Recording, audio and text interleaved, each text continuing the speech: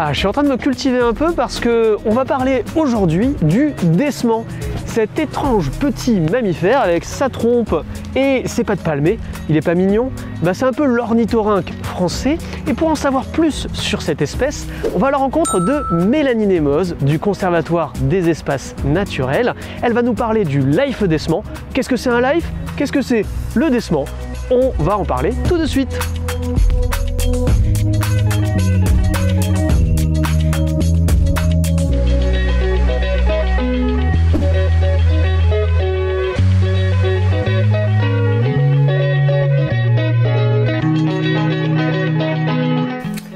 Salut Mélanie. Salut. Ah donc voilà, on se retrouve dans ton petit bureau, effectivement, donc dans le Conservatoire des espaces naturels à Toulouse. Oui. Et là je lisais le très très bon livre hein, sur le décement des Pyrénées, mais ça m'a interrogé un petit peu sur concrètement qu'est-ce que c'est le décement. Parce que c'est vrai que là j'avais ma petite figurine, mais à quoi ça ressemble concrètement et quelles sont un peu les particularités du décement des Pyrénées? Alors, je dirais que le décement, c'est un peu notre dahu ou notre ornithorynque des Pyrénées. D'accord. C'est vrai que c'est un petit animal qui a une physiologie atypique. Pour le coup, voilà, la maquette le représente bien. Ouais, il ressemble un peu à une musaraigne.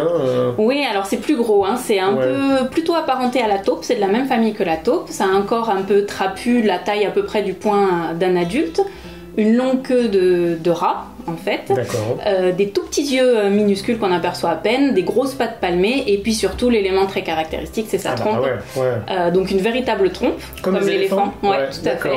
Okay. Donc qui est née de la soudure en fait de la lèvre supérieure et du nez et qui a la particularité du coup de bouger, d'être préhensile, on dit, c'est-à-dire de pouvoir même attraper ses proies par exemple. Et donc ses proies, il se nourrit de quoi concrètement le décement? Alors c'est un insectivore. Le décement en fait, donc il se nourrit d'insectes et plus précisément de larves d'insectes en fait, qui trouvent sur le fond des cours d'eau.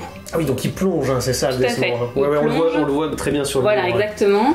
Et en fait justement sa trompe qui est pourvue en fait d'organes sensoriels, notamment de vibrisses, ces fameuses moustaches comme les chats, permet au toucher de se repérer et en fait il fouille les cailloux, le substrat au fond des cours d'eau pour trouver les larves d'insectes. D'accord. Il est plutôt spécialisé, c'est-à-dire qu'il préférera des larves d'insectes qu'on trouve dans les cours d'eau plutôt de bonne qualité, avec du courant, plutôt des grosses proies, mais voilà, on sait que dans des secteurs moins favorables, il est capable de s'adapter aussi et de manger de façon un peu plus large les proies qui lui tombent sous le nez. Et décement des Pyrénées, ou est-ce qu'il vit que dans les Pyrénées ou... Alors non, son titre est un peu fausse un peu la donne. En fait, on le trouve dans les Pyrénées et au nord-ouest de l'Espagne et du Portugal. Nulle part ailleurs dans le monde. Donc voilà. Et en France, on le trouve entre 300 mètres d'altitude et on va dire 2000. La donnée la plus haute, c'est plutôt 2700 mètres. Et on le trouve plus facilement à l'est des Pyrénées qu'à l'ouest. Ok. Et donc là, je crois qu'on va retrouver Pascal Lafaille, justement, qui est directeur de l'ENSAT ici à Toulouse. Mais on va pas à Toulouse. Hein. Alors on file dans les Pyrénées, du coup, et on va sur la commune d'Aston, qui est une commune située en Ariège. On se retrouve là-bas? Allez, à tout de suite.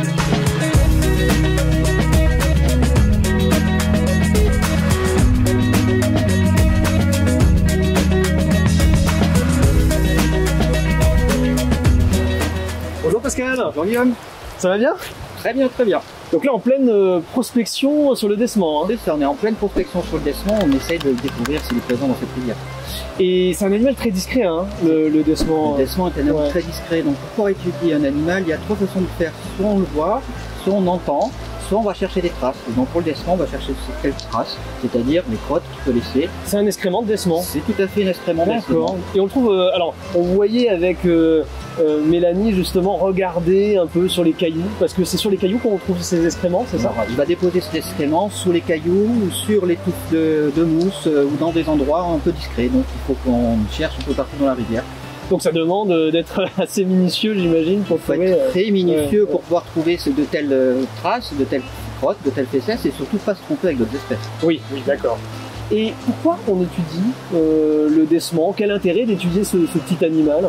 Alors le décement, c'est une espèce de mammifère d'intérêt communautaire qui ne vit qu'au nord du Portugal, au nord de l'Espagne et dans le sud des Pyrénées françaises. Nous avons donc 4 pays européens qui sont responsables de cette espèce, le Portugal, l'Espagne, l'Andorre et la France.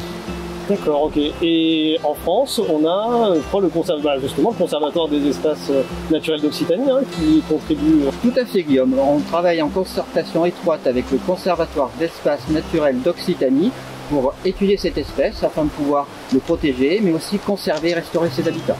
Très bien, et avec un financement européen aussi. Comme c'est une espèce d'intérêt communautaire, bien entendu, nous avons besoin d'un financement européen pour pouvoir protéger cette espèce. Et on retrouve Mélanie tout de suite, je crois qu'elle nous attend juste à côté de la rivière, à Aston, pour parler financement européen. Alors moi je vais vous laisser avec Mélanie, puis je vais retourner rechercher des caisses. Allez, à bientôt. Bonne réflexion. À bientôt. À bientôt.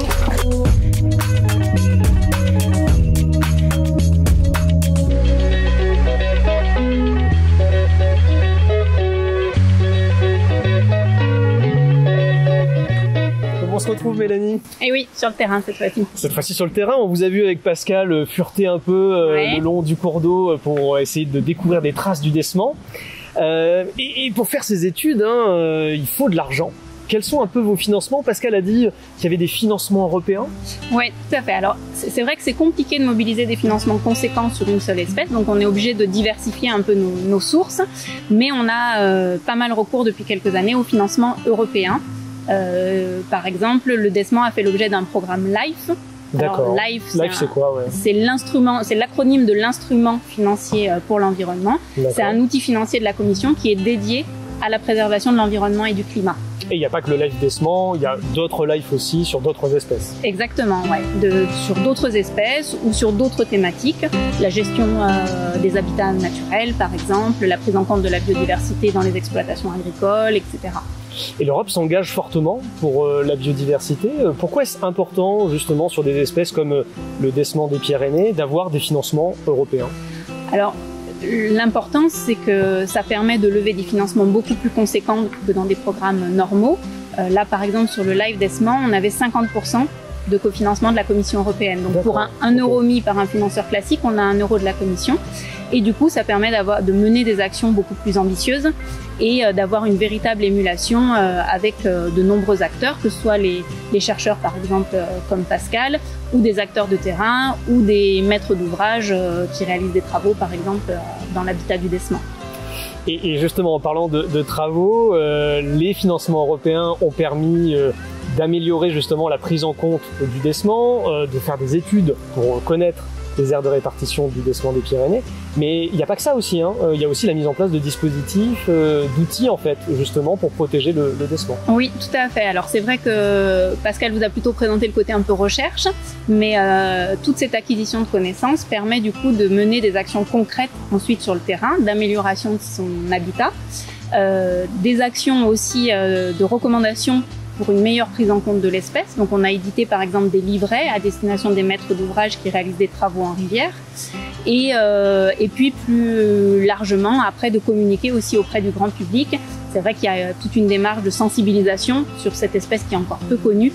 À travers des panneaux par exemple. Par exemple, des animations, etc. Merci d'avoir suivi cet épisode. Au sein de la région Occitanie, nous avons de très nombreuses espèces endémiques, c'est-à-dire des espèces qui ne vivent que sur un territoire très restreints ou qui sont importantes pour notre patrimoine tel que le décement. Pour protéger ces espèces, nous avons au sein de notre région un plan régional d'action et également des plans nationaux d'action. Et parmi les actions qui sont prévues, la protection, la gestion et la restauration des milieux sont essentiels pour protéger donc ces espèces. C'est un enjeu majeur identifié au niveau de la stratégie régionale pour la biodiversité en Occitanie. N'hésitez pas à vous abonner sur notre chaîne YouTube et on se retrouve très bientôt pour de prochaines aventures. À très bientôt, ciao ciao!